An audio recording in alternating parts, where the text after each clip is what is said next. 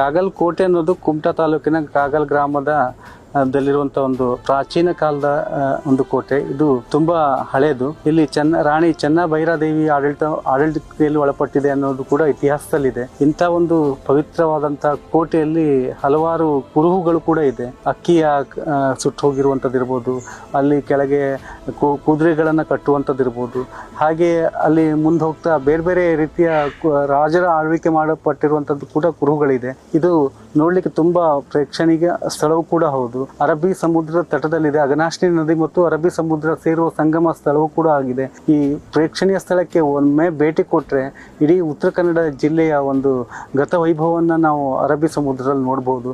ಹಾಗೆ ಇದ್ರ ಕೆಳಗಡೆ ಒಂದು ಗುಹೆ ಕೂಡ ಇದೆ. ಇದು ಅಗಸ್ತ್ಯ ಮುನಿಗಳು ಕೂಡ ವಾಸಿಸಿದ್ರು. ಇಂತಹ ಒಂದು ಗುಹೆಯನ್ನು ಕೂಡ ಮಿರ್ಜಾನ್ ಕೋಟೆಗೆ ಕನೆಕ್ಟ್ ಆಗಿರುವಂಥ ಒಂದು ಗುಹೆ ಇದೆ ಅನ್ನೋದು ಕೂಡ ನಾವು ಹಿಂದೆ ಕೇಳ್ಪಟ್ಟಿದ್ವಿ. ಎಂಥ ಪವಿತ್ರವಾದಂಥ, ಇಂಥ ರಮಣೀಯವಾದಂಥ ಸ್ಥಳವನ್ನು ಉಳಿಸಿ ಬೆಳೆಸೋದು ನಿಮ್ಮೆಲ್ಲರ ಆದ್ಯ ಕರ್ತವ್ಯವಾಗಿದೆ. ಧನ್ಯವಾದಗಳು.